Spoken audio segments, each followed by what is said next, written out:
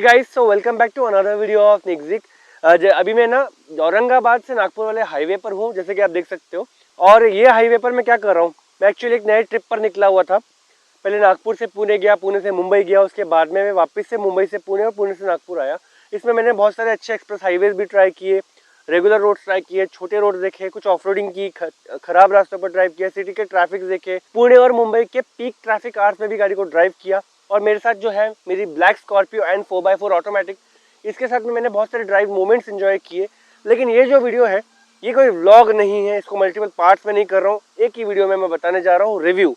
मेरी लगभग 2000 किलोमीटर की जो ट्रिप है नागपुर से पुणे, पुणे से मुंबई, मुंबई से वापस पुणे होते हुए नागपुर, टोटल ट्रिप लगभग 2000 किलोमीटर की है। मैं पहले भी कर चुका हूँ। तो इस टोटल ट्रिप में मैंने क्या क्या चीज़ें इस गाड़ी के बारे में रिव्यू की, पहले आपको उसकी एक समरी बता देता हूँ यहीं पे। उसके बाद मैं वीडियो स्टार्ट करता हूँ और आपको बेसिक एक्सप्लेनेशन देता हूँ कि मैंने कैसे कैसे इस गाड़ी को टेस्ट किया और क्या क्या ऑब्जर्व किया और क्यों मुझे इस गाड़ी को चलाने में बहुत ज़्यादा मज़ा आया, क्या मुझे कुछ कॉन्स महसूस हुआ या नहीं, किसी और की गाड़ी से भी मैंने देखा कुछ और सीखा, हाईवे पर मैंने क्या क्या चीज़ें ऑब्जर्व की, और लेट नाइट ड्राइविंग में, लॉन्ग डिस्टेंस ट्रैवलिंग में, टायर्डनेस के बारे में मैंने क्या क्या चीज़ें ऑब्जर्व की, वो सब चीज़ें मैं आपको बताने वाला हूँ।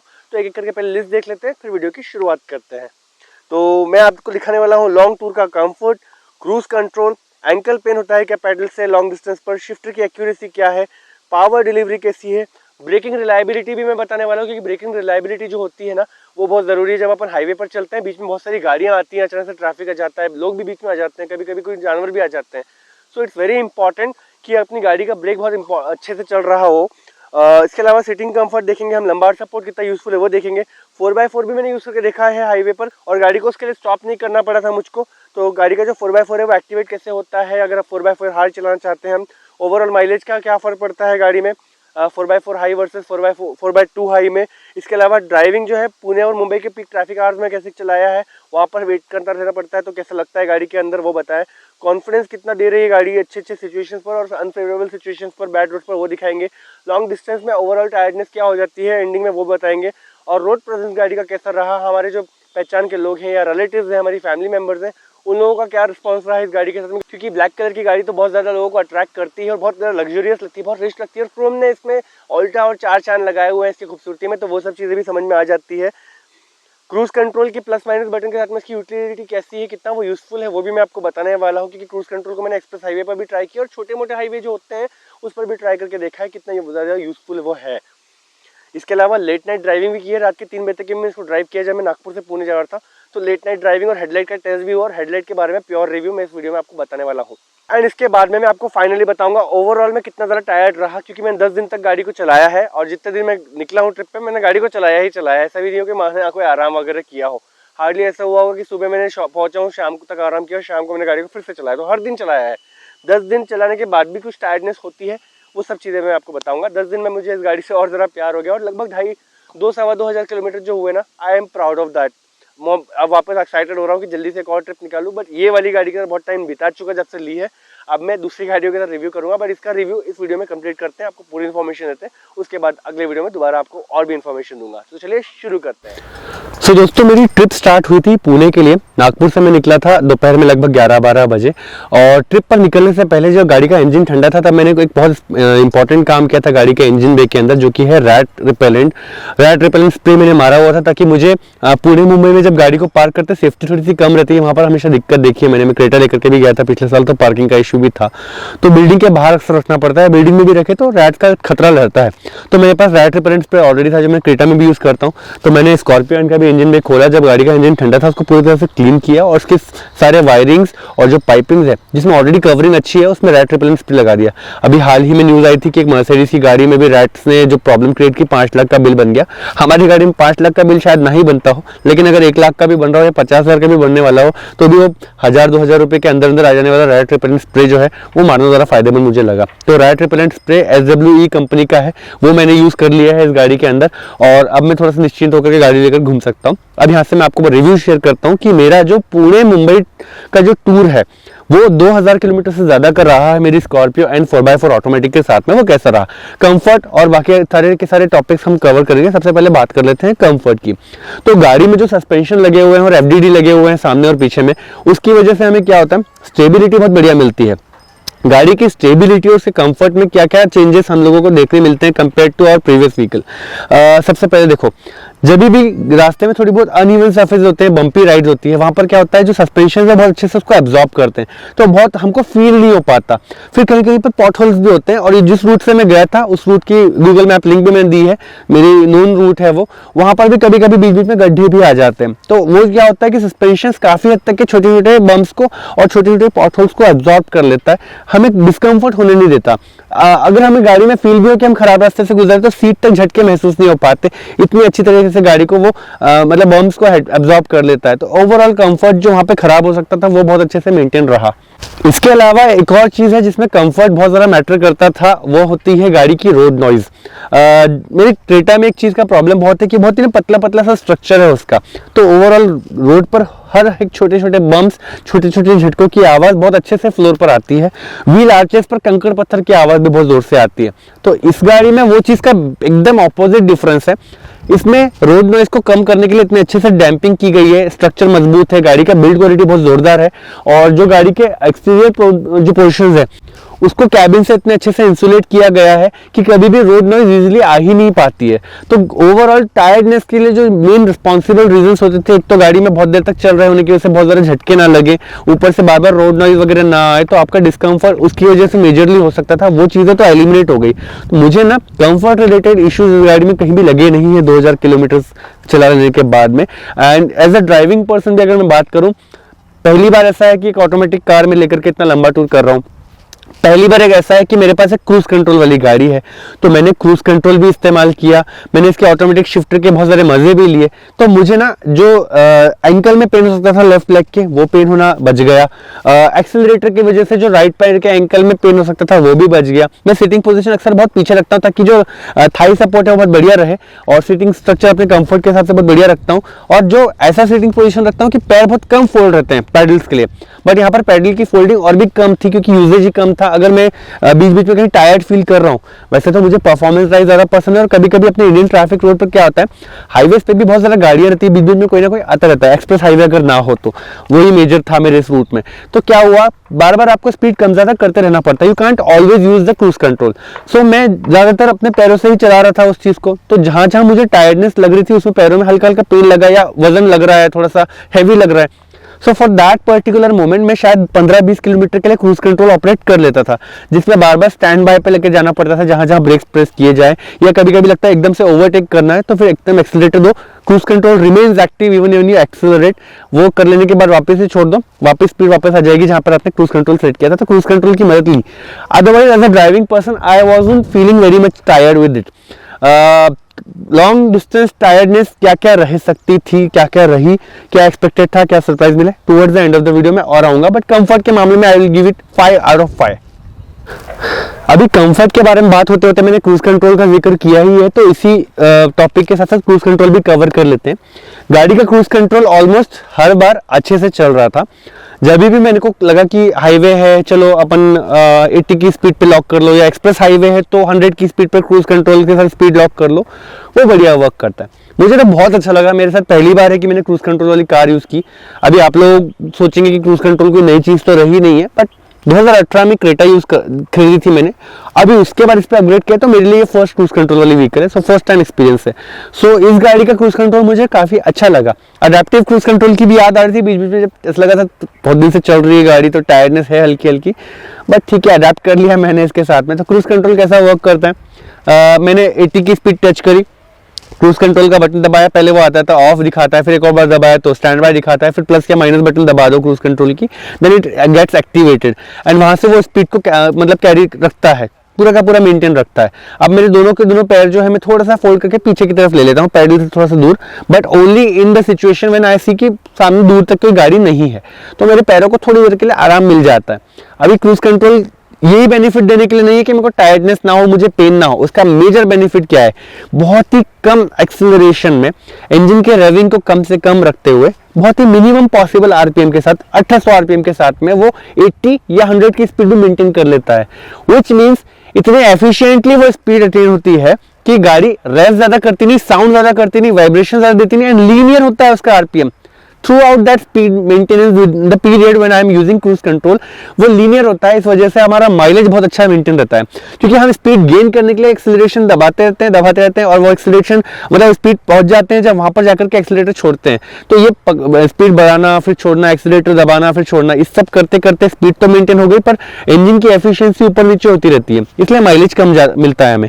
बट क्रूज कंट्रोल से ये बेनिफिट मिला मुझे कि बहुत अच्छी स्पीड भी मेंटेन रही, आरपीएम मेंटेन रहे, माइलेज बहुत अच्छा मिल रहा था उसमें, और कंफर्ट बहुत अच्छा इंप्रूव हो रहा था उसके साथ साथ, क्योंकि गाड़ी में वाइब्रेशंस ही कम थे।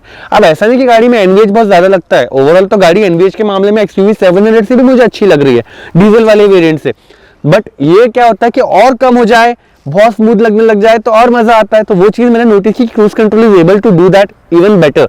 सो क्रूज कंट्रोल का बेनिफिट मुझे दोनों तरफ से लगा। अच्छा, पेन के बारे में आप बात कर लेते हैं। एंकल पेन बाय पेडल्स, अगर मेरे पास मैनुअल गाड़ी होती तो मैं आपको क्लच के बारे में बता पाता, but I don't have it. But मेरे दोस्त के पास है, उसका मैं अलग से रिव्यू बता दूंगा। बट मेरे पास है ऑटोमेटिक व्हीकल, 2 पैडल हैं, एक ब्रेक पैडल और एक एक्सीलरेटर पैडल। ब्रेक पैडल भी काफी स्मूथ है, बहुत ज्यादा हार्ड नहीं है, बहुत थोड़ा सा ही पंच उसमें कर दो तो ब्रेकिंग शुरू हो जाती है, तो स्मूथली ब्रेक हो जाता है, बहुत ज्यादा उसको होल्ड करके नहीं रखना पड़ता। और जो एक्सीलरेटर पैडल है वो भी बहुत स्मूथ है, थोड़ा थोड़ा सा पिंच उसमें अगर करो तो ही आपको थोड़ा थोड़ा पावर डिलीवरी मिल जाती है, and that is sufficient to drive it on the highway also. सो बहुत ज्यादा दिक्कत वहां पर भी नहीं है। लेकिन जहां मैं मस्ती कर रहा हूँ, जब मुझे लग रहा है कि रोड बहुत ज़्यादा वैसे नहीं है, बड़े नहीं है और 2 या 3 लेन वाला ही रोड है और वहाँ पे ट्रैफिक भी रहता है, then I have to constantly overtake also because trucks वगैरह हैं। सो बहुत लंबी लाइन तक ट्रक रहते हैं, तो हमें जल्दी जल्दी ओवरटेक करना होता है। We can not have a lazy driving. So at that moment I always need to press the accelerator little harder so that I can gain the power sufficient enough so that गाड़ी जल्दी जल्दी overtaking कर सके। गाड़ी में power lag है नहीं है वो अगले इसमें बताता हूँ, बट एक्सीलरेटर पेडल वहां पर थोड़ा सा मुझसे मेहनत करवाता है। अब थ्रू आउट द जर्नी अगर 700-800 किलोमीटर की ड्राइव एक दिन में मैं कर रहा होता हूँ और मैं लगभग 12-13 घंटे ड्राइव कर रहा होता हूँ, थोड़े छोटे छोटे ब्रेक्स ही होते हैं, तो ये हरकत से ना पैरों में हल्का हल्का दर्द शुरू होता है। लेकिन एक ही डिफरेंस है मेरी पुरानी गाड़ी क्रेटा में और इस वाले में। क्रेटा में जब मैं ड्राइव करता था तो अगले दिन तक दर्द रहता था, इसको जब मैं ड्राइव करता हूँ तो गाड़ी का ड्राइविंग खत्म होने के बाद, जर्नी खत्म होने के बाद आधा 1 घंटा एक्स्ट्रा दर्द रहता है बस, ये अगले दिन तक नहीं रहता है। तो वो पेन है, वो फील होता है towards the end of the journey, ankle में पेन फील होता है, लेकिन वो जल्दी खत्म हो जाता है, तो उतना हैवी पेन नहीं है। So overall I am not having a problem about it. वैसे भी जो अपन रोड ट्रिप करते हैं, रोड ट्रिप बहुत कम लोगों को पता है कि रोड ट्रिप में ज्यादा मजा आता है कंपेयर टू एयर ट्रैवल और ट्रेन ट्रैवल। रोड ट्रिप का जो नशा है वो इस तरह के पेन से ही आता है, एंड आई लव इट। अब बात करते हैं 2 पॉइंट्स, जो ऑटोमेटिक शिफ्टर है उसकी एक्यूरेसी और पावर डिलीवरी की। इसके बाद ब्रेकिंग के बारे में बताऊंगा, ब्रेकिंग कितनी रिलायबल है। शिफ्टर एक्यूरेसी और पावर डिलीवरी कॉमन टॉपिक्स भी हो सकते हैं, बट मैं शिफ्टर एक्यूरेसी को अलग रखना चाहता हूं, तो पहले वो बताता हूं। जो स्पीड मैं शुरू करता हूं, अगर मैं सिटी में चल रहा हूं, वहां पर बहुत लो स्पीड है, गाड़ी शायद 1st, 2nd गियर आराम से मेंटेन कर लेती है, वहां ना बहुत हाई आरपीएम फील होती है। मेरे जो दोस्त मैनुअल गाड़ी चलाते हैं, इसी का मैनुअल वर्जन भी चलाते हैं या मैनुअल हैरियर चलाते हैं, उन्होंने भी कहा था this is over driving, so it makes sound. So but मेरा जो कैरेक्टर है ड्राइविंग करने का, मैं अग्रेसिव ड्राइवर हूँ, मैं कभी अपने वीडियोस में दिखाता नहीं हूँ, बट मैं अग्रेसिव ड्राइवर हूँ। तो मेरे को लगता है मैंने एक परफॉर्मेंस कार ले ली, क्योंकि वो गाड़ी का इंजन आवाज करके अग्रेशन फील कराता है। It feels like a roaring lion to me, so I'm enjoying it, but a lot of you might not enjoy this fact about this vehicle। मतलब ये लो गियर्स पर भी, लो स्पीड पर भी इतना ज़्यादा आवाज़ करके फील करवा रही है कि बहुत माइलेज जा रहा होगा। मतलब सिटी में इस गाड़ी का माइलेज मुझे लगता है कम हो सकता है उसकी वजह से। बट हम शिफ्टर एक्यूरेसी के दौरान उसके बारे में इसलिए बात करें कि थोड़ा सा आपको गियर रेशियोज के बारे में पता चल सके।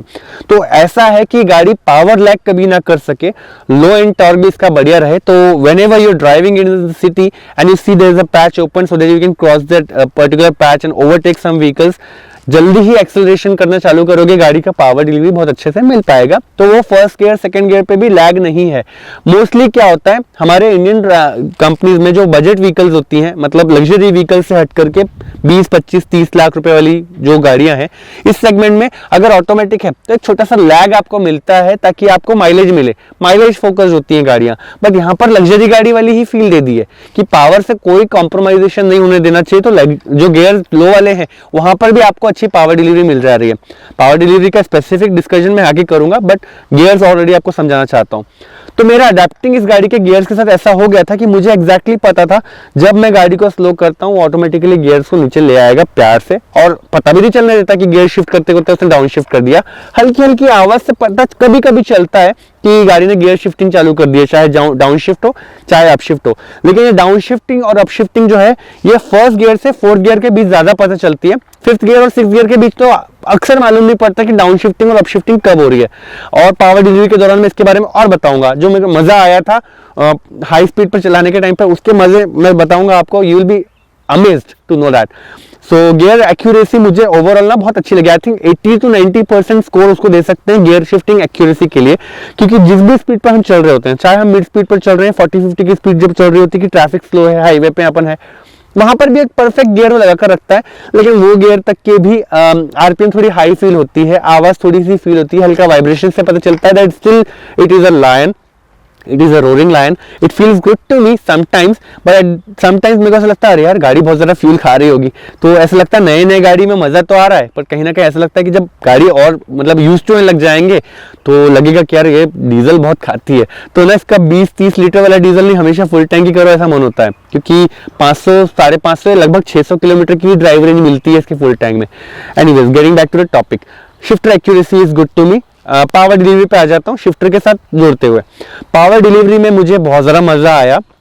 समझो कि लो स्पीड पर गाड़ी है, अभी पिक किया, ट्रैफिक खुल गया है, बहुत लो स्पीड पर आ गया था, सामने ट्रक स्लोली चल रहा था और मैंने एकदम लो स्पीड पे 10-20 की स्पीड पर चलाया। फिर एकदम से सामने से गाड़ी पास हुई, अब मुझे जगह मिली ओवरटेक करने की। मैंने घुमाया, एक्सीलरेटर को लगभग 60-70% दबा दिया धीरे से, और गाड़ी ने जो पावर डिलीवरी दी है, ऐसे तेजी से गाड़ी भागी है, फटाफट गियर शिफ्ट करते रही, एवरीथिंग हैपेंस और seamlessly in the system. Gear shifting perfectly होगी, कोई लैग नहीं होगा पावर का, जल्दी से आप ओवरटेकिंग करोगे। मैं लंबे से लंबे ट्रक को ओवरटेक करते हो, चाहे एक हो या दो ट्रक भी हो, ओवरटेक करते हो, अगर मैं मिडवे हूं तो भी मैं एक्सीलरेटर छोड़ सकता हूं। उतना पावर वो जनरेट इतनी देर में कर देती है कि मैं ओवरटेक करता हूं, पावर डिलीवरी छोड़ देता हूं, फिर ओवरटेकिंग हो भी जाती है, मैं लेफ्ट में आ भी जाता हूं अपने लेन पर। सामने से कोई गाड़ी अगर आ रही होती है तो रिस्क भी खत्म हो जाता है, और ओवरटेक करते बराबर मुझे बहुत ज़्यादा हाई स्पीड पर नहीं जाना होता है। ये एक बहुत इंपॉर्टेंट फैक्टर है। हम ओवरटेकिंग करते हैं कि चलो ये जल्दी से ये ट्रैफिक क्लियर हो जाए और हम अपनी नॉर्मल स्पीड पर वापस चल सके। बट अक्सर ओवरटेकिंग के वक्त हम अपनी नॉर्मल स्पीड से कभी कभी थोड़ा सा ज़्यादा हाइपर होकर भी चला रहे होते हैं ओवरटेकिंग के टाइम पे सिर्फ। अब उस टाइम पे अगर आपने ओवरटेकिंग होने तक एक्सीलरेटर दबाया तो पावर बहुत ज़्यादा जनरेट हो जाती है, वापस अपने लेन पर आने के बाद में वो पावर किसी काम की नहीं रहती। तब आप ब्रेक दबाते हो या फिर एक्सीलरेटर थोड़ा सा छोड़ते हो, फिर उसको स्लो होने देते हो, तो उस टाइम तक के लिए आपका पावर जो है ना पिछले शायद 8-10 सेकंड एक्स्ट्रा जनरेट हो जाता है, जिसकी आपको शायद जरूरत ही ना हो। तो मैं थोड़ा एफिशिएंट ड्राइव करने की कोशिश में और इसके साथ अडेप्ट करते हुए ये सीख गया हूँ कि जब मैं गियर मतलब ओवरटेकिंग करता हूँ तो towards the end of that overtaking moment मैं एक्सीलरेटर छोड़ देता हूँ, वापस लेन में आने तक के गाड़ी अपने आप नॉर्मल स्पीड पर आ जाती है, फिर हल्के हल्के पिंच से भी गाड़ी चलने लगती है नॉर्मल स्पीड पे, 70-80 की स्पीड जो भी मुझे चाहिए होगी। So power delivery on demand बहुत अच्छी है, चाहे छोटा गियर हो बड़ा गियर हो। अब बात करते हैं हाई आरपीएम रेंज की या फिर हायर गियर्स की, हाई स्पीड्स की। तो अब गाड़ी चल रही है किसी एक्सप्रेस हाईवे पर, वहां पर हम देख रहे हैं कि यार 70-80 की स्पीड पर अपन आराम से चल रहे थे, फिर अपना मन हुआ कि चलो यार अभी टाइम कम है, निकलते हैं। स्पीड लिमिट 100 की दी हुई है, कहीं पर 120 की भी रहेगी, कहाँ रहेगी वो मैं नहीं बताना चाहता, बट 100 की स्पीड लिमिट है, 80 पे हम चल रहे हैं। और मुझे कहीं कहीं पे ऐसा लगता है कि स्पीड लिमिट कहीं मेंशन नहीं है, मैं थोड़ा सा ज़्यादा भी चला सकता हूँ। अब ये भी नहीं बोल सकता कितना ज़्यादा चला सकता हूँ, क्योंकि एक चालान तो आ गया है मेरे को। तो अगर मेरे को लगता है कि अभी स्पीड बढ़ा सकता हूँ, मैंने एक्सीलरेशन 80 की स्पीड पर चल रही गाड़ी, मैंने एक्सीलरेटर दबाया, वापस गाड़ी बड़े प्यार से स्पीड पकड़ करके भागना चालू कर देती है, बहुत जल्दी भागती है। When it will touch 120 you will not even know। 120 की स्पीड पर गाड़ी 60 की स्पीड वाली फीलिंग देती है, क्योंकि बहुत ही स्मूथ चल रही है, बाहर कितनी तेज हवा चल रही है, कितनी आवाज आ रही है, एक्सीलरेशन से क्या नॉइज जनरेट हो रहा है, कुछ गाड़ी में मालूम इतना पड़ता ही नहीं है। इनफैक्ट एक टाइम के बाद ऐसा होने लग जाएगा कि अगर आप एक्सेलरेशन ज्यादा नहीं देने लग गए, 120 वाली स्पीड पर चलाते चलाते आपने वापस 80 पे लाना चालू किया, आपको लगेगा आप गाड़ी स्लो चल रही है क्या, is it dead, is it actually running at speed, ऐसा लगने लग जाएगा। तो मतलब मजा नहीं आता, फिर फील कम हो जाती है। तो वो 120 वाली जो फील है ना, 100 वाली 120 वाली, I don't recommend anybody to drive that fast. Just be sure that you are driving at an express highway to enjoy that level of speeding in this vehicle, और else just follow the traffic rules and drive safe. तो जब वो करते हो मजा आता है, गाड़ी बहुत अच्छी फील देती है, power on demand is there at any gear in the vehicle. I have never face any power lag, any turbo lag. और एक और मोमेंट जो मैं बताते भूल गया, वो ये है, last thing about the power delivery. So suppose if my vehicle is going well at sixth gear, I am sure it is 6 gear at 80 speed, 80 की स्पीड पे चल रही है, 6 गियर लगा हुआ है, थोड़ा सा स्लो होना पड़ा ट्रैफिक देखते हुए, फिर ओवरटेक करना था। ये एक्सप्रेस हाईवे की बता रहा हूँ, साइड से निकलने के लिए वापस से पावर डिलीवरी चाहिए ज़्यादा, थोड़ी थोड़ी स्पीड रिड्यूस हो रही थी 80 से, मैंने एक्सीलरेटर ज़्यादा दबा दिया, उसने डाउन शिफ्ट कर दिया। जैसे कोई स्पोर्ट मोड हो और अग्रेशन करने के लिए उसको एक एक गियर लंबा खींचना होता है, विच यू से is a longer gear ratio, उस टाइम पे वो डाउन शिफ्ट करता है, वो फील हो जाता है 2000 आरपीएम को 3000 आरपीएम पे ले जा लेता है, फील हो जाता है एकदम से आवाज बढ़ गई, टर्बो एक्टिवेट हो गया, फिर जो गाड़ी ने पावर डिलीवरी दी, भाग गई गाड़ी, गायब। जैसे हम सुपर बाइक में करते हैं, drop a gear disappears, kind of that, 6 gear से 5th गियर पे लाएगा, स्पीड बढ़ाएगा, फिर वापस से गियर 6 कर देगा, तब तक हम गायब हो जाएंगे बाकी गाड़ियों से दूर।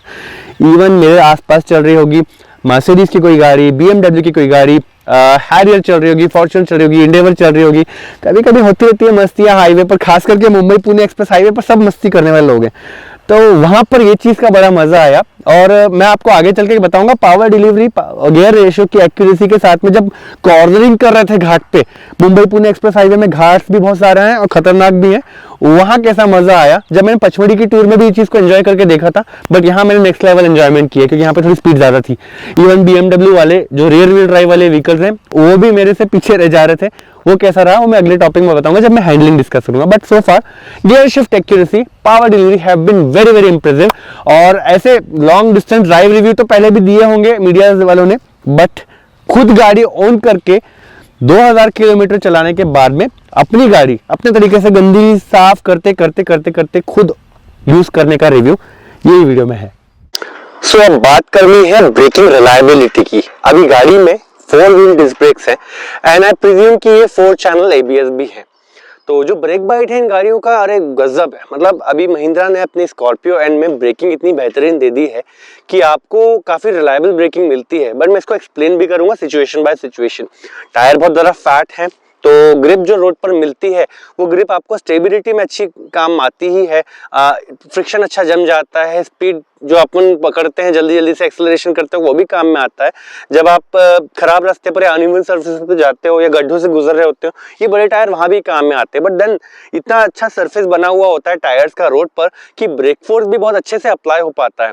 अभी मुझे पता है कि इसके टायर के लिए भी मुझे रिव्यू देना है आपको आगे चल करके। जो स्टॉक टायर्स है ये ऑल टेरेन तो नहीं है, ठीक है, तो जो स्टॉक टायर्स है उनका एक रिव्यू भी दूंगा, पर मैं काफी टाइम के बाद में दूंगा, इस वीडियो में नहीं दूंगा। ये जनरल रिव्यू है, इसमें जितनी चीजें मैं आपको बता सकूं ओवरऑल गाड़ी की वो बताऊंगा। टायर्स के साथ मैं डिसेंटली सेटिस्फाइड हूं, बट फिलहाल ये कहना जरूर चाहूंगा कि टायर्स का जो सरफेस बना हुआ है रोड पर, मेरे 255 mm वाले 18 इंच के टायर्स हैं, तो 18 इंच के साथ में जो बड़े बड़े टायर्स हैं ये रोड पर बहुत अच्छी ग्रिप बनाए रखते हैं, ब्रेकिंग में भी बहुत ज्यादा हेल्प उससे भी मिलती है। अब मैं कहां कहां पर ब्रेकिंग का इम्पैक्ट और बेनिफिट एक्सपीरियंस कर रहा था वो चीजें मैं बताता हूँ।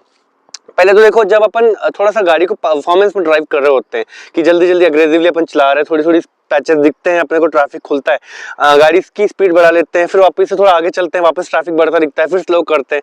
ये अग्रेसिव ड्राइविंग की स्टाइल होती है। रैश ड्राइविंग से बस थोड़े से पहले वाले टाइम की बता रहा हूँ।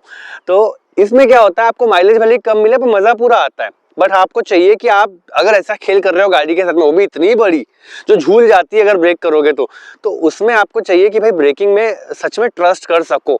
तो ये गाड़ी का ब्रेक मुझे बहुत ज़्यादा ट्रस्टवर्दी लगता है उस टाइम पर भी जब मैं हाईवे के ट्रैफिक पर होता हूँ, कि ये थोड़ी सी जगह मिली, भगाई फिर रोकी, फिर भगाई फिर रोकी, तो ये टाइम पर इसकी ब्रेकिंग ना स्मूथली हल्का हल्का पंच करके भी रोकता हूँ तो भी रुक जाती है, थोड़ा सा ज्यादा इम्पैक्ट के साथ रोकता हूँ तो भी रोकती है। लेकिन एक चीज है, इतना ज्यादा ब्रेक बाइट है कि जोर से दबाऊंगा ना झूल जाएगी, सीधे nose driving, everybody in the car will feel like this.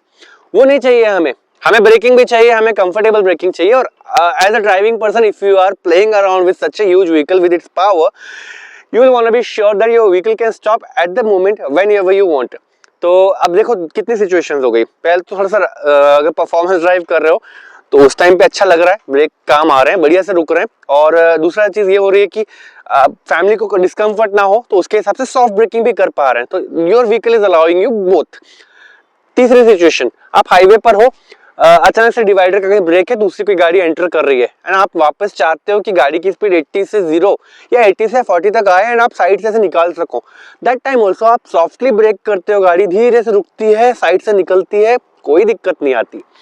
इसके अलावा अगर आप देखते हो कि आप गाड़ी लेकर चल रहे हो, अचानक से मतलब ऐसा रोड भी है जहां पर डिवाइडर नहीं है, 2 ही लेन है, एक जा रहे हैं एक आ रहे हैं, सामने आप अंधेरे में गाड़ी चला रहे हो, हेडलाइट रिव्यू बाद में देता हूँ। अंधेरे में आप गाड़ी चला रहे हो, हेडलाइट चालू है, सामने ट्रक चल रहा है, दूर तक के आपको ज़्यादा कुछ नजर नहीं आ रहा।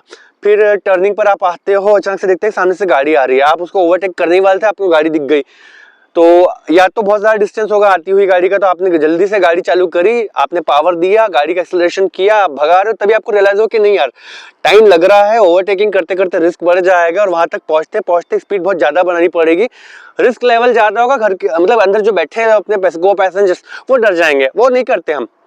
जो परफॉर्मेंस ड्राइव वाले होते हैं, रैश ड्राइवर से अलग ये होता है कि वो बार बार जानबूझ के ऐसे रिस्की काम नहीं करते क्योंकि डरे, तो वो दिखता है तो अपन पहले ही रोकना चाहते हैं, तो कभी कभी बहुत सॉफ्टली रोकते हैं, कभी कभी अपन बहुत हैवीली रोकते हैं। तो जब मैं ओवरटेकिंग करते हुए ऐसा कुछ नोटिस करता हूँ, मैं थोड़ा सा सॉफ्ट से थोड़ा सा इम्पैक्टफुल ब्रेकिंग कर लेता हूँ, गाड़ी स्लो हो जाती है, लेफ्ट में इंडिकेटर देते हुए वापस अपनी लेन पे आ जाता हूँ, ये भी मैं कर पाया हूँ। कभी कभी कॉर्नरिंग करते वक्त मैं देखता हूँ कि यार पता नहीं चल रहा होता है सामने कुछ रास्ता है या नहीं, तो थोड़ा सा कॉर्नरिंग करते हुए ओवरटेकिंग के थोड़े से पहले ही मैं बस जिसको ओवरटेक कर रहा हूँ उसको लाइट देता हूँ या फिर हॉर्न दबाता हूँ, पूछता हूँ भाई साइड है क्या, वो बताते नहीं है, तो मैं बस रखता हूँ गाड़ी को वहां पर, थोड़ा सा व्यू मिल गया कॉर्नरिंग का तब अपन चला लेते हैं। बट कभी कभी देर हो जाती है तो वो वापस से रोक के पीछे लानी होती है गाड़ी, वहां पर भी ब्रेकिंग काफी रिलायबल लगती है। अभी रिलायबल ब्रेकिंग का क्या मतलब, कोई भी गाड़ी में ब्रेक दबाओगे गाड़ी रुकेगी, इसमें नया कुछ नहीं है। बेसिक सेंस यहाँ पर ये है कि आप जब ब्रेक करना चाहो तो सॉफ्टली भी गाड़ी रुके और डराए नहीं। ये गाड़ी ने मुझे 98% टाइम्स कभी डराया ही नहीं ब्रेकिंग के टाइम पर, और जो 2% टाइम थोड़ा बहुत डर लगा वो इसलिए कि थोड़ी सी स्पीड ज्यादा थी और सिचुएशन थोड़ी सी डिफिकल्ट थी सामने, तो मुझे जल्दी से स्लो करना था।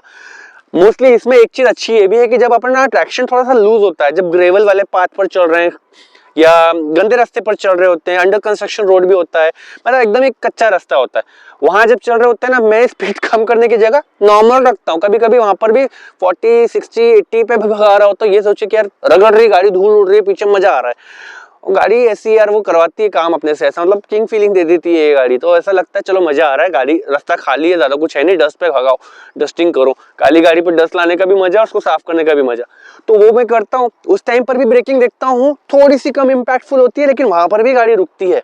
सो overall traction with the braking combined is actually very reliable. तो अगर ब्रेकिंग रिलायबिलिटी के बारे में भी बात करूं, I would say 4.8 out of 5 या 9 आउट ऑफ 10 अच्छा खासा मेरे को इम्पैक्ट मिल रहा है ब्रेकिंग का, और मुझे इसकी ब्रेकिंग से एग्जैक्टली इससे ज्यादा उम्मीद कुछ नहीं है। बट जब मैं टायर रिव्यू वाला वीडियो बनाऊंगा ना, तो एक पॉइंट वहां पर कहूंगा कि अगर टायर बदलोगे तो ब्रेक फोर्स का इम्पैक्ट भी बदलेगा, फ्रिक्शन इंप्रूव होगा, ग्रिप इंप्रूव होगी, कॉर्नरिंग इंप्रूव होगी, उसके बारे में अलग अपन बातें करेंगे। गुंजाइश तो है, there is a potential of improvement in the grip as well as in the braking. However, I am absolutely approximately 98% satisfied with the braking impact as of now, based on the type of usage that I have for this vehicle. आप लोग भी normal तरह के user होंगे, मुझे तो लगता है मेरे से मतलब 90% of the Scorpio and buyers and owners would be slightly better drivers than me. आप लोग ज्यादा सॉफ्टली चलाते होंगे, प्यार से चलाते होंगे, फैमिली ओरिएंटेड ड्राइव करते होंगे, आपके लिए तो फिर मेरे से बेहतर ही एक्सपीरियंस मिलेगा आपको इसमें ब्रेकिंग का। अब बात करते हैं सिटिंग कंफर्ट की, including the lumbar support. Seating comfort overall मुझे इस गाड़ी में अच्छा लगा। देखो जो बकेट सीट्स दी हुई हैं ड्राइवर के लिए एंड को ड्राइवर के लिए, वो काफी ज्यादा कंफर्टेबल है, तो जिस तरह के पोस्चर पे अपन बैठते हैं काफी कंफर्टेबल वो फील हो जाता है। मैंने और भी गाड़ियां चलाई हैं, थोड़ा लंबा टूर भी किया है, बट इस गाड़ी में बहुत ज्यादा आवर्स बिता लेने के बाद भी एटलीस्ट बॉडी पोस्चर रिलेटेड कोई पेन वाली कंप्लेंट तो नहीं हो रही। लंबार सपोर्ट के साथ में मेरे कुछ एक्सपीरियंसेस हैं। अगर लंबार सपोर्ट चालू नहीं है तो कुछ टाइम के बाद 4-6 घंटे चलाने के बाद ऐसा लगता है कि चलो लंबार सपोर्ट यूज करें। लंबार सपोर्ट चालू है, उसके बाद में 2-3 घंटे के बाद लगता है अब जरूरत नहीं है, उसको वापस बंद करो। ऐसा नहीं कि lumbar support is going to be useful for all the time, so you don't have to use it forever. और मैं रिकमेंड भी नहीं करता, क्योंकि लंबार सपोर्ट जो है ना वो कहीं ना कहीं आपके स्पाइन को इम्पैक्ट कर सकता है, तो उसकी जरूरत पॉजिटिवली भी है और कुछ नेगेटिव इम्पैक्ट भी हो सकता है। As far as my findings go, lumbar support मेरे साथ पहली बार ही है, मैंने हैरियर में यूज किया लेकिन बहुत लंबे टूर उसने किया नहीं, सो लॉन्ग टूर में लंबार सपोर्ट के साथ मेरा पहला एक्सपीरियंस रहा। Sitting comfort is very very good, I would say 9 out of 10 for the sitting comfort and including the lumbar support. तो बस लंबार सपोर्ट को थोड़े से सही तरीके से यूज करो, ऑल द टाइम यूज करते हो मत चलाना, एटलीस्ट अगर आप ऑल डे ड्राइविंग करने वाले हो तो। अब किसी ने मुझे ना कमेंट करके पूछा था यूट्यूब पे कि भाई 4x4 हाई कैसा लगेगा अगर इसको चलाएंगे अपन 4x4 हाई पे हाईवे में। तो मुझे पहले लगता था कि यार ये गाड़ी all the time 4x4 activated तो रखती नहीं है, बट हमारी जो फोर्ड इंडेवर है वो तो गजब गाड़ी है, उसमें 4x4 all the time activated रहता है, वो भी रियर बायस 4x4 है, ठीक है, प्रॉपर 4x4 एसयूवी है। और उसमें 4x4 को बंद करना पड़ता है, एक ऑप्शन उसमें डिफरेंशियल्स का दिया हुआ है, वो बंद होती है 40 के नीचे ही वो रहेगी, बंद रहेगी। 40 के ऊपर जाएंगे स्पीड में तो ऑटोमेटिकली चालू कर लेगा। यहाँ उल्टा है, यहाँ पर ऐसा है कि 4x4 लो तो आप यूज ही नहीं कर सकते हाई स्पीड पर, 4x4 हाई आप चाहो तो एक्टिवेट करो, नहीं तो वो हमेशा बंद ही रहेगा। Whenever you will turn on the vehicle your 4x4 will always be of. तो अगर आपको लगता है कि आपको 4x4 चाहिए है, कुछ स्पेशल ट्रैक्शन की रिक्वायरमेंट आपको लग रही है, कहीं ऐसे कच्चे रास्तों पर आप चल रहे हो और आपको लगता है कि गाड़ी ने मस्त एफर्टलेसली ड्राइव करना चाहिए, तो वो उसके लिए है। बट मुझे तो टेस्ट करना था, आप लोगों के क्वेश्चंस आंसर करने थे। सो मैं ना पुणे मुंबई एक्सप्रेस हाईवे पर था while going to the Mumbai, और वहां पर जाते वक्त मैंने ना 4x4 हाई को एक्टिवेटेड रखने की कोशिश की। तो पहले तो मैंने ये चीज नोटिस की कि 4x4 हाई 80 के ऊपर तो एक्टिवेट ही नहीं होता। एमआईडी बोलता है you have to reduce the speed to 80 only then can you activate 4x4 high. And 4x4 low लगाने के लिए पी पे लाना पड़ता है, वो 4x4 हाई में नहीं करना पड़ता। 4x4 हाई की बटन जो राइट साइड में है पैनल में, उसको दबाओगे 80 से नीचे स्पीड अगर आपकी रहेगी तो 4x4 हाई एक्टिवेट हो जाएगा। All 4 wheels will gain the power और आपकी गाड़ी का ट्रैक्शन थोड़ा सा बदलेगा। अब क्योंकि ट्रैक्शन सारे टायर्स पर आ गया इंक्लूडिंग द फ्रंट व्हील, गाड़ी में पावर पिछले व्हील पर रहता था तो अलग फील रहती थी, आगे वाले व्हील में भी पावर आ गया। अब स्टीयरिंग थोड़ा सा हार्ड लगेगा बिकॉज स्टीयरिंग उतना स्मूथ नहीं रहता कि आगे वाले टायर भी अब घूम रहे हैं, तो टायर्स पर लोड ज्यादा है, स्टीयरिंग का लोड, ब्रेकिंग का लोड और पावर का लोड, तो इंजन लोड जिसको बोलते हैं, ये तीनों तरह के लोड होते हैं जिसकी वजह से टायर घसते भी ज्यादा है। अच्छा ही है कि अपने इसमें स्विचेबल है 4x4, all the time activated नहीं रहता, तो अपने टायर्स की लाइफ थोड़ी सी बच गई। तो एक्सपीरियंस बता रहा हूँ सिर्फ, पहले तो 4x4 हाई एक्टिवेट होगा 80 के नीचे, स्टीयरिंग थोड़ा सा हार्ड हो जाएगा, ट्रैक्शन में थोड़ा सा डिफरेंस आपको अच्छे रोड पे फील होगा, बट मेन डिफरेंस फील होगा गंदे रास्तों पे, तो अच्छे रास्तों पे तो जरूरत ही नहीं है। माइलेज में सच कोई खास डिफरेंस देखा नहीं, मैंने माइलेज को रिसेट करके चेक किया था, माइलेज में कोई बदलाव महसूस नहीं हो रहा था। अब बहुत लंबे टाइम तक चलाकर टैंक मेथड से कंपेयर करना हो ये तो फिजिबल नहीं है, बट देखेंगे कभी मौका आया तो वो भी करके देखेंगे 4x4 high versus 4x2 high में माइलेज का कितना डिफरेंस रहता है। But that is a senseless topic because nobody is gonna drive it that way. पूछने वाले कुछ भी पूछ लेंगे लेकिन करना नहीं होता है वैसा कुछ। तो 4x4 high is basically for of road, off-road where you don't drive a very slow speed and where you don't crawl, ठीक है। तो अब एक और चीज जो अलग है 4x4 हाई में on the highway is you can not use cruise control. Obviously this also indicates that 4x4 high is not for the highway or not for going on a high speed. तो cruise control basically is meant कि आप जब normal speed पर अच्छे road पर जाकर cruise कर रहे हो तब चलना चाहिए। तो 4x4 हाई पे उसका काम ही क्या है, जब वो 4x4 हाई उस पर्पस के लिए ही नहीं बना। तो क्रूज कंट्रोल आपका जब चालू करने जाओगे, क्रूज कंट्रोल स्टैंड बाय पे भी आ जाएगा तो भी प्लस नहीं होने वाला, मतलब एक्टिवेट नहीं होने वाला।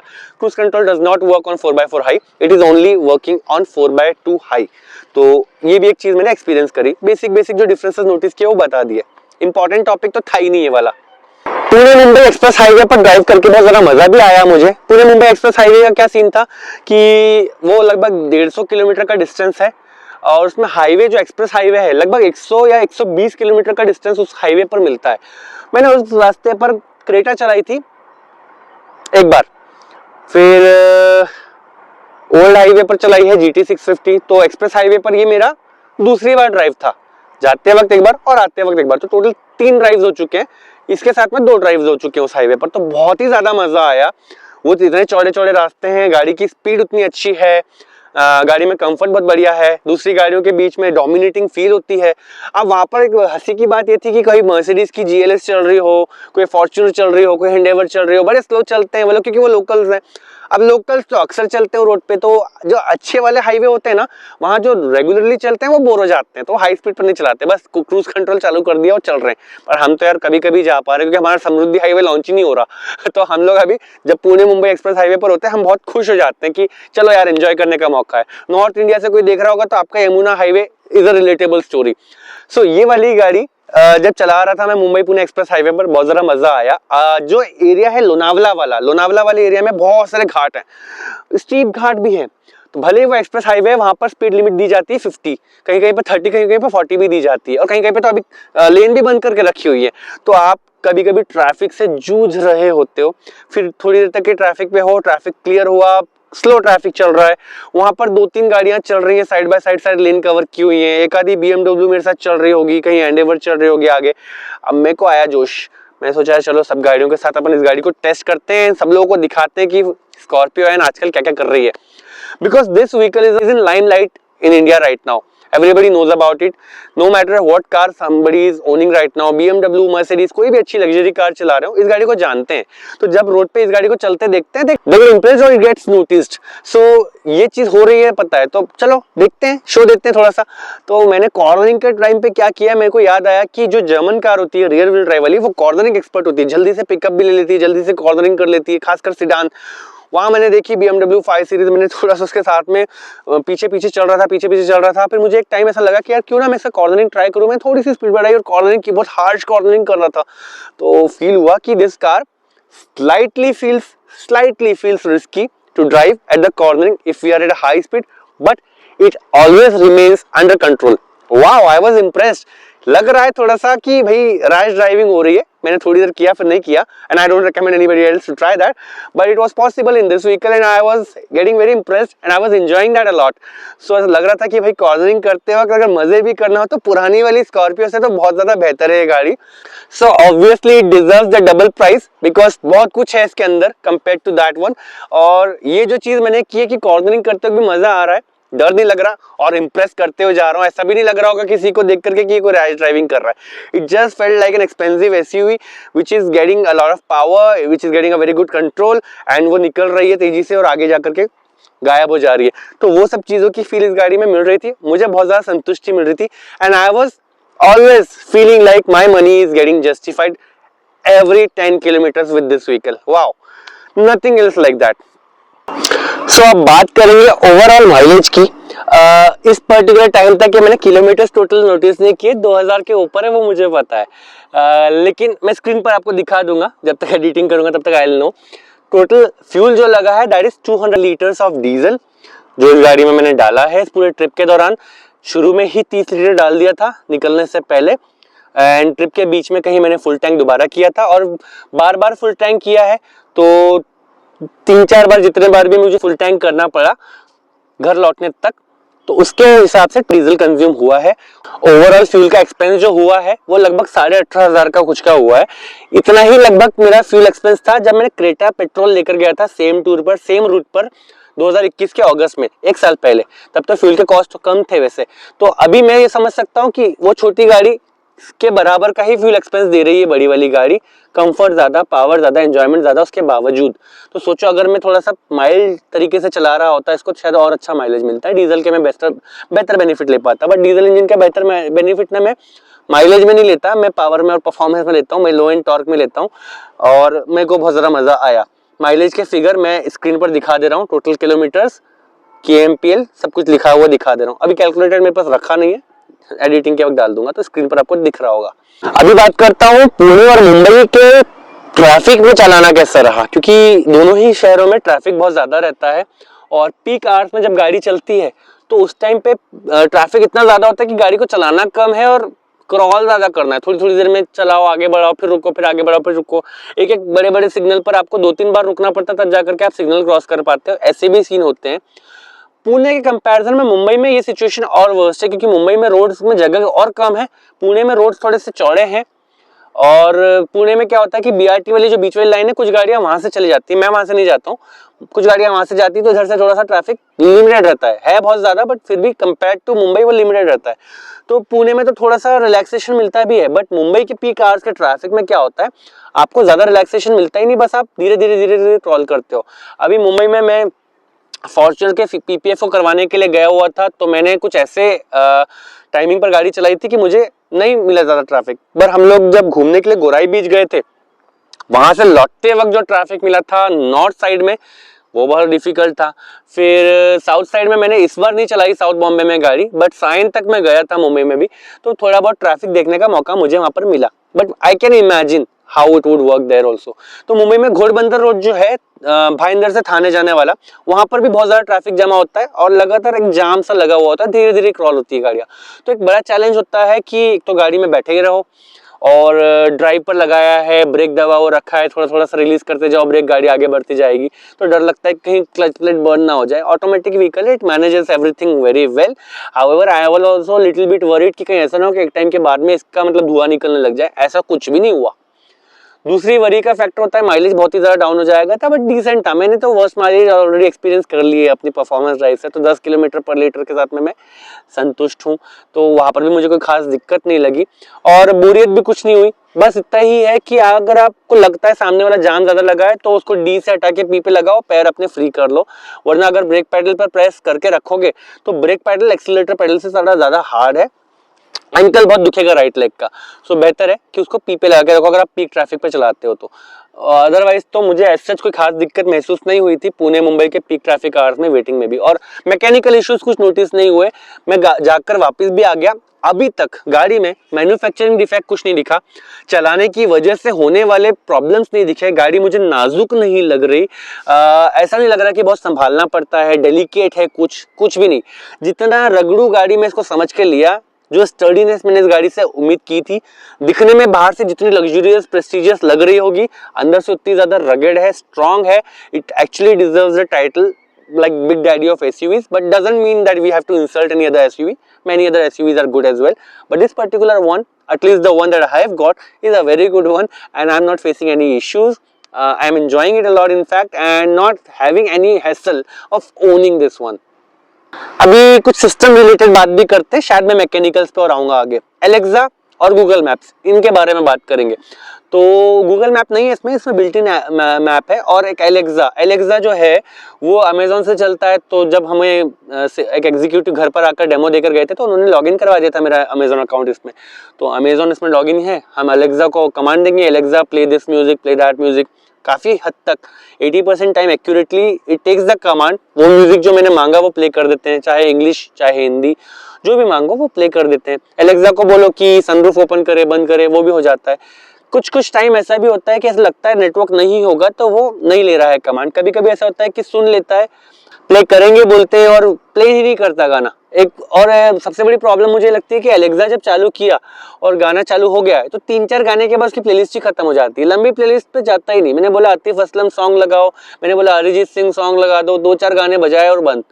फिर कभी कभी ऐसा होता है कोई पर्टिकुलर गाने का नाम लिया, गाना बजाने के लिए सावन खोला उसने, जियो सावन खोलने के बाद में एडवर्टाइजमेंट पहले आ गया, एडवर्टाइजमेंट खत्म हो गया, गाना ही चालू नहीं हुआ। तो ये कुछ छोटे मोटे निगल्स हैं, बट यार ये तो एप्स का प्रॉब्लम है, एलेक्सा का नहीं।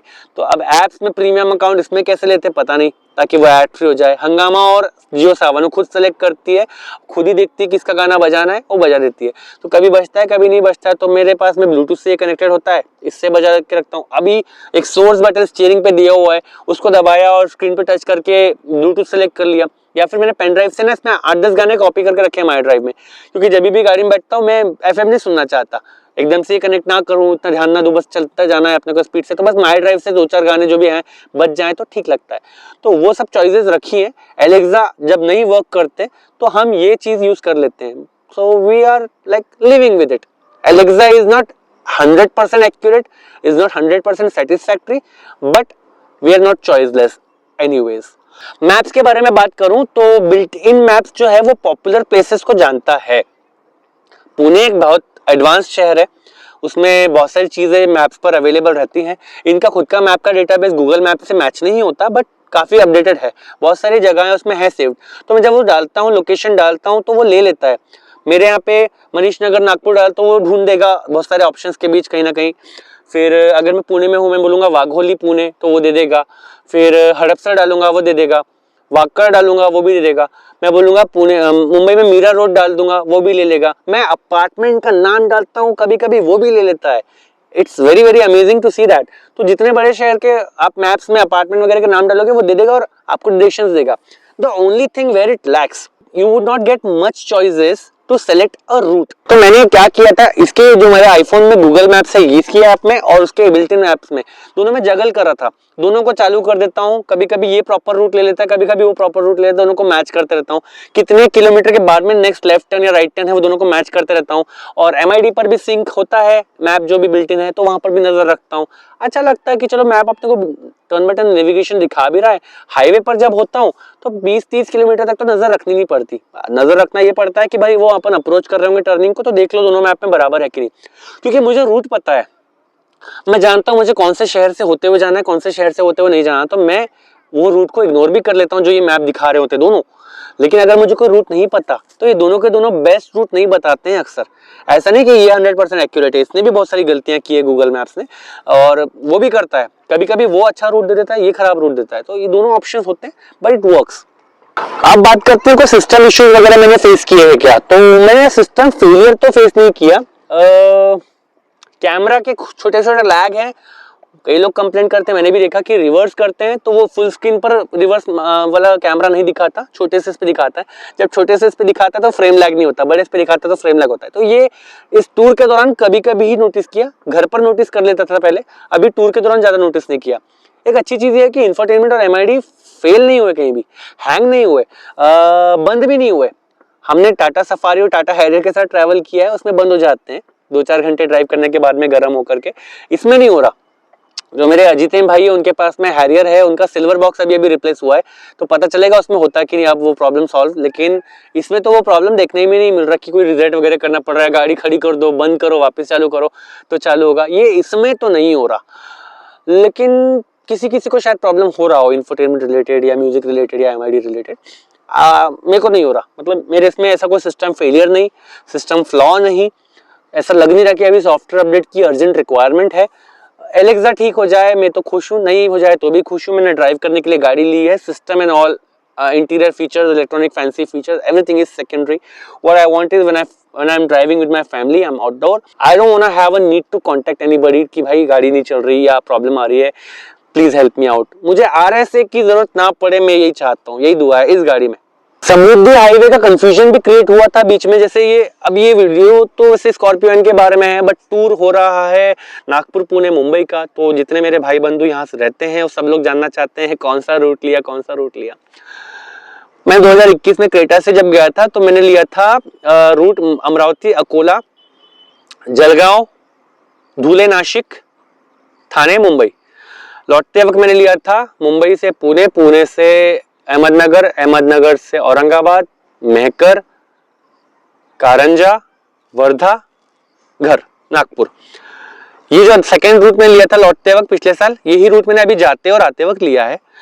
बीच में कई जगह पर गूगल मैप कंफ्यूज रहता था और ये वाला इसका बिल्ट इन मैप भी कंफ्यूज रहता था और बोलता था समृद्धि हाईवे पे जाओ, मतलब वो बोलता था यहाँ से टर्न ले लो एंड टेक द हाईवे। तो जलाता है अंदर से ये, एक तो वो रोड चालू नहीं हुआ है, जहां जहां से एंट्री पॉइंट से समृद्धि हाईवे के वहां पर ब्लॉकेज बैरियर लगाए हुए हैं, because government has not launch that highway yet, but since it's ready I think somehow these maps have actually updated them. लग रहा है कि कंफ्यूज थे ये, इनको लगा लॉन्च होने वाला है, लॉन्चिंग के पहले ही इनने एक्टिवेट कर दिया। अब हमारा मैप ऐसा है कि हमने बोला हमें मुंबई जाना है, इनने हमको वही रास्ता दे दिया कि भाई वहां से एंट्री करो and take the highway, because the maps are designed that if you tell them you're going by a car they'll give you the fastest route possible। but यार अपने को तो ओल्ड हाईवे से जाना पड़ेगा क्योंकि अभी रोड चालू नहीं है। तो बहुत बार ऐसा हुआ है छोटे छोटे शहरों में, वो बोलता है जैसे मेहकर में, कारंजा में, शुरुआत करते वक्त यहाँ पर वर्धा के पास भी, और अपना आउटर रिंग रोड जो है नागपुर का वहां पर भी, ये बार बार ऐसे इंडिकेशन देता है कि आप समृद्धि हाईवे ले लो, बट वहां पे एंट्री बैरियर लगे हुए हैं। तो पूरी तरह से मैप पर रिलाई करना बहुत डिफिकल्ट है हम लोगों के लिए जो इधर रहते हैं। तो यार ये ध्यान रखना कि इस रूट पर अगर आप ड्राइव करो, जब तक कि आपको न्यूज नहीं मिल जाती कि समृद्धि हाईवे चालू है, आप अपना दिमाग चालू रखो, ब्लाइंडली मैप को ट्रस्ट मत करो। एटलीस्ट स्टार्ट करते वक्त याद रखो कि कहाँ से नहीं जाना है, ठीक है। मैंने रूट की लिंक, गूगल मैप की लिंक पिछली बार वीडियो में भी डाली थी, इस वीडियो में भी डाल दूंगा। जो लोग ये वीडियो को रूट के लिए देख रहे हो, रूट 80% अच्छा है, मुझे अच्छा लगता है। मुझे समृद्धि हाईवे मिले तो मिले, ना मिले तो ना मिले, ये वाले रूट पे इतनी बढ़िया गाड़ी लेके और GT 650 लेकर मैं जाके बहुत ज़्यादा खुश हूँ, मज़ा आया। उसकी लिंक डिस्क्रिप्शन में है, वो देख लेना आप लोग। सो अब बात करना है लॉन्ग डिस्टेंस टायर्डनेस के बारे में। मतलब क्या होगा कि आप में से कई लोग जब अपने नेटिव प्लेस जाते हो तो यार 1000-2000 किलोमीटर की ट्रिप कई लोगों की हो जाती है। अब इतनी लंबी ट्रिप करने के बाद में आप लोग एक्सपेक्ट करते हो कि यार लॉन्ग डिस्टेंस में टायर्डनेस कितनी ज़्यादा होगी या कितनी कम होगी, कितना कंफर्ट लेवल इस गाड़ी में है कि आप कम थके होंगे ट्रिप के एंड तक के। और अगली बार जैसे आपकी वीकेंड में ट्रिप खत्म हो गई तो आप क्या वीकेंड की ट्रिप खत्म कर लेने के बाद में नेक्स्ट डे वापस काम पर जा पाओगे, नहीं जा पाओगे, थक जाओगे, आराम करना पड़ेगा। मेरे लिए एक प्रॉब्लमेटिक सिचुएशन ये रही कि नागपुर से कंपेयर करके पुणे का क्लाइमेट ही अलग है। तो क्लाइमेट चेंज और विंटर्स थोड़ा बहुत जो फैला हुआ वायरल है उससे मुझे थोड़ा बहुत फीवर आया था। बट फिर भी गाड़ी ने कोई ऐसा बॉडी पेन नहीं दिया जो फीवर को मतलब थोड़ा सा और मुश्किल बना दे मेरे लिए। ये एक अच्छी चीज लगी। फिर पुणे से मुंबई आता है तो कोई फील ही नहीं होता कुछ ड्राइव का। पुणे मुंबई ट्रिप तो it's like kind of zero tiredness, क्योंकि वो है ही डिस्टेंस कम और इतना अच्छा हाईवे है, जाते वक्त भी नहीं आते वक्त भी नहीं। बस पुणे से नागपुर जो है सबसे डिफिकल्ट लगता है, बहुत ज्यादा लंबा डिस्टेंस होता है और कितना भी आप चाहो ये रोड्स की वजह से, जिसमें सिंगल रोड्स ही होते हैं मोस्टली और डिवाइडर नहीं होता, फिर हेडलाइट मुंह पे पड़ती है, वो डिफिकल्ट होता है। मैं जब पुणे पहुंचा था तो रात के 3 बजे पहुंचा था और जब मैं पुणे से लौटा हूँ तो लगभग 10 बजे वहां से निकला तो यहाँ पर रात में 12 बजे पहुंचा। तो मतलब बेबी भी है साथ में, ब्रेक्स वगैरह लेते रहना पड़ता है, कितना भी भगा लूं हो ही जाता है लेट। तो वो लंबा लंबा जो स्ट्रेच चलता है पुणे से नागपुर वाला, इसमें सबसे बड़ी दिक्कत यही है कि नॉन स्टॉप चलाते रहना पड़ता है। फिर हेडलाइट रिलेटेड थोड़ा सा आपको लगता है कि यार मुंह पे हेडलाइट पड़ रहा है। इसके अलावा गाड़ी की तरफ से मुझे बहुत ज्यादा दिक्कत नहीं आई। किस तरह के बॉडी पेन मैं एक्सपीरियंस कर रहा था, शॉर्ट टाइम के बॉडी पेन वो बताता हूँ। जैसे मैं कोई सिंगल हैंड ड्राइव करने की आदत है, अब तो गियर चेंज करने की भी जरूरत नहीं पड़ती, तो ये तो पहले से फ्री रखने की आदत थी, अभी और फ्री हो गया। तो ये राइट हैंड से ही गाड़ी का स्टीयरिंग संभाल रहा होता हूँ तो ये थोड़ा सा इधर का शोल्डर पेन करता है, बैक पेन तो नहीं होता। एटलीस्ट मेरे को इतना पता है कि मैं बहुत पीछे बैठता हूँ गाड़ी में, सीट पीछे करके, तो ये जो डिस्टेंस बढ़ता है हाथ का इधर से, तो ये इसकी वजह से पेन और बढ़ता है। कभी कभी यहाँ पर भी थोड़ा सा पेन लगता है, तो फिर मैं सीट थोड़ी आगे कर लेता हूँ, डिस्टेंस कम हो जाता है। अब सीट आगे करिए तो फिर पैडल्स पे यहाँ और दुखेगा, तो चैलेंजिंग तो है ही बिल्कुल। तो समहाउ वो चीजें हैं, ये पेन थोड़ा सा होता है, थोड़ा सा एक्सीलरेटर के वक्त एंकल पेन होता है थोड़ा सा, लेकिन जहाँ जर्नी खत्म हुआ, जहाँ पर थोड़ा सा आपने स्ट्रेच कर लिया, वहां पर ये पेन चले जाते हैं। तो बहुत टेम्पररी माइल्ड पेन्स होते हैं बट अच्छे लगते हैं, वो फील होती है कि चलो जर्नी हो रहा है and we are feeling it, that's a jewel of the road trip. But overall ना गाड़ी का मुझे इतना बड़ा पेनफुलनेस लगा नहीं। जो मेरे 2000 किलोमीटर से ज़्यादा ट्रिप खत्म भी हुई है, तो सबसे ज़्यादा असर था दिमाग पे और आंखों पे। एक तो फीवर हल्का सा आया हुआ था क्लाइमेट चेंज की वजह से, उससे भी नींद का थोड़ा सा प्रॉब्लम हो गया था। ट्रैवलिंग में मेरे को होता ही है, क्योंकि गया भी था तो काम भी कर रहा था वहां पर, तो जल्दी जागो फिर वापस काम करो फिर वापस आओ। किसी के अगर गैस बने हो तो ज्यादा सो भी नहीं सकते, तो ना टायर्डनेस बेसिकली आंखों में और दिमाग में थी। बॉडी पेन रिलेटेड इश्यूज जो भी गाड़ी मुझे कॉज कर सकती थी वो नहीं था, and I am very thankful to that. तो वहां पर भी ऐसा लगता है गाड़ी की कीमत जस्टिफाई हो जाती है इस चीज से भी कि गाड़ी आपको ओवरऑल थकने नहीं देगी। अब गाड़ी के रोड प्रेजेंस के बारे में बात करना चाहिए, ये तो मस्ट है। देखो ब्लैक कलर की गाड़ी है मेरे पास में, और कोई भी कंपनी की गाड़ी अगर अभी नए जनरेशन में ब्लैक कलर में है, साथ में क्रोम वगैरह लगे हुए हैं, तो यार वो रोड प्रेजेंस अच्छे से हाईलाइट हो ही जाता है। स्कॉर्पियो एन बहुत लोग बोलते हैं पीछे से वैगनआर दिख रही, पीछे से वॉल्वो दिख रही, जो भी बोले, लेकिन इसका अपना एक आइडेंटिटी क्रिएट हुआ है। ये मुझे दूसरी गाड़ी बहुत कम दिखी पुणे और मुंबई में। मेरे को थोड़ा सा आश्चर्य हुआ है देख के कि यार मेरी गाड़ी जो एक्सक्लूसिव समझ रहा था मैं, नागपुर में तो एक्सक्लूसिव है, यहाँ आया हूँ तो यहाँ भी कम दिख रही है, हाईवे पे भी कम दिखी। टोटल मिला के 3-4 बार दिखी होगी स्कॉर्पियो एन ब्लैक कलर की, दूसरे कलर की 1-2 बार, मतलब टोटल 5 स्कॉर्पियो एन देखी होगी मैंने पूरे ट्रिप में। स्कॉर्पियो एन इतनी कम है, अभी भी एक्सक्लूसिव है, बट जितने लोग देख रहे हैं हर कोई सादे से सादा इंसान या थोड़ा सा पढ़ा लिखा इंसान या थोड़ा और हाई फाई इंसान कोई भी गाड़ी में घूम रहा हो, सादी गाड़ी में, ट्रैक्टर में भी कोई घूम रहा हो, ये पलट के इसको देख रहे हैं। मैं ओवरटेक करने के पहले नोटिस कर रहा हूँ उनको कि आपस में बात कर रहे नई स्कॉर्पियो, उनकी लिपसिंग चेक करके पता चल जाता है नई स्कॉर्पियो कहा उन्होंने। पहचानते हैं यार गाड़ी को, ठीक है, देखते हैं, बातें करते हैं, people are noticing it and you feel very delighted because your vehicle is getting noticed. That is what the road presence is. Then relatives के बारे में बात करो, आप अपनी फैमिली से मिलोगे कहीं और दूसरे शहर में जाके बोलोगे चलो हमने नई गाड़ी ली है चलो घूमते हैं, एवरीबडी विल बी इम्प्रेस्ड। अभी हमारे यहाँ पे तो सनरूफ वाली पहली गाड़ी है, ठीक है, तो सनरूफ के साथ में बच्चे बड़े खुश होते हैं। हम लोग गोराई बीच वगैरह गए और बीच पर आप सनरूफ ना खोलो और सनरूफ से बच्चे बाहर ना निकले, आप तो चाहो तो भी नहीं हो सकता ऐसा, वो तो निकलेंगे। तो अब हाईवे पे मना कर सकते हो, वहां कैसे मना करेंगे, वहां तो कुछ भी नहीं है। तो वहां पे स्लो स्पीड पे चल रही है, सनरूफ पे बच्चे घूम रहे हैं, लड़ रहे हैं आपस में भी, मैं जाऊंगा मैं जाऊंगा मैं जाऊंगा मैं जाऊंगी। तो यार वो सब चीजें बहुत एंजॉय किया। अब इसमें सनरूफ वो पैनोरामिक तो नहीं है, पर हम तो इतने छोटे सनरूफ से भी बड़े खुश हो गए।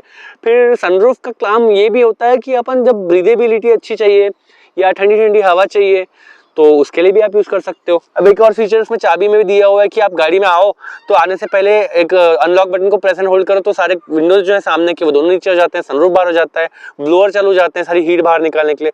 तो वहां पर भी सनरूफ काम का है यार। तो जितना भी चीजें उसमें है, I am very impressed. Relatives are very happy to see the big vehicle, colour is very good road presence is good, people are talking about it, they are also getting prestige from their nearby people. तो overall ना गाड़ी का road presence है और गाड़ी को बहुत dominance मिलता है, प्रेस्टीज मिलता है। आप चाहो नहीं चाहो ये गाड़ी आपको चमका के ही रखेगी, सेठ जी लगोगे, साहब जी लगोगे, तो वो लगता ही है। अब जो लोग अभी लोअर वेरिएंट्स का वेट कर रहे हैं, मेरे को तो लगता है सबसे ज्यादा पैसे तो उनके वसूल होने वाले हैं। देर से मिलेगी लेकिन आप लोगों को भी तो गाड़ी ऐसी ही मिलेगी, दिखने में तो यही रहेगी। क्रोम तो आप भी लगा सकते हो एक्सेसरीज में, ब्लैक कलर भी ले लिया Z2 या Z4 में, उस पर क्रोम की एक्सेसरीज लगवा ली, आपकी गाड़ी सेम दिखने वाली है, अलॉयज लगवा लो, बस खत्म। तो रोड प्रेजेंस Z2 से Z8L तक सबको सेम ही मिलेगा और बहुत मजा आएगा। क्रूज कंट्रोल के बारे में एक और बात थी, प्लस माइनस वाली बटन से भी मैंने क्रूज कंट्रोल को ऑपरेट करके देखा, मतलब ये देखा कि क्रूज कंट्रोल एक्चुअल में कितना यूजेबल है। ऐसा तो नहीं है कि बस है तो यूज कर रहे हैं, नहीं, एक्चुअली में ऐसा नहीं है। जब सच में बहुत देर तक ड्राइव करने पर क्रूज कंट्रोल से पैर थोड़े से, मतलब एक्सीलरेटर से पैर दुखने लग जाते हैं, क्रूज कंट्रोल दबाओ, 60 की स्पीड सेट करो, स्लो मूविंग ट्रैफिक को देखो और जहां जहां लग रहा है थोड़ा सा खुला है, प्लस बटन को थोड़ा सा 5-6 बार दबा दो, थोड़ी थोड़ी स्पीड गेन करेगा, वो भी स्मूथली। फिर वापस से लग रहा है कि थोड़ा दूर है, मतलब दूसरी गाड़ियों के साथ में अपनी गाड़ी के बीच में 3-4 गाड़ियों का डिस्टेंस रखो ये करते वक्त। फिर जब आपको लग रहा है सामने वाली गाड़ी शायद उसके आगे की सिचुएशन के हिसाब से स्लो होने वाली है, तब माइनस बटन दबा दो। बिना एक्सीलरेटर के आप इस तरह से भी गाड़ी की स्पीड कम ज्यादा कर सकते हो, जब आपको एक्सीलरेटर और ब्रेक दबाने की जरूरत नहीं पड़ेगी। ये चीज करके देखिए मैंने, बहुत पर्पसफुल है। लॉन्ग डिस्टेंस टायर्डनेस कम रखने के लिए ये चीज बहुत ज्यादा काम आएगी। सो ओवरऑल मुझे क्रूज कंट्रोल की जो पर्पसफुलनेस है वो काफी अच्छी लगी और गाड़ी में जितने भी फीचर्स थे मुझे सब कुछ अच्छे लगे।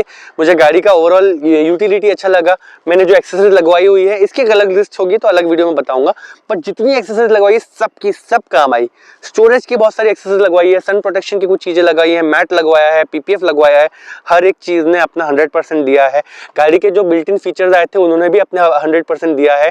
मेरा एक्सपीरियंस इंप्रूव रखने के लिए गाड़ी ने बहुत कुछ किया and I am very thankful that I bought this amazing vehicle. I am thankful to Mahindra जो उन्होंने इतनी अच्छी गाड़ी बनाई और I am also very thankful to the Unnati motors showroom जो यहाँ नागपुर में है, जिन्होंने बहुत जल्दी मुझे डिलीवरी देने में मदद की।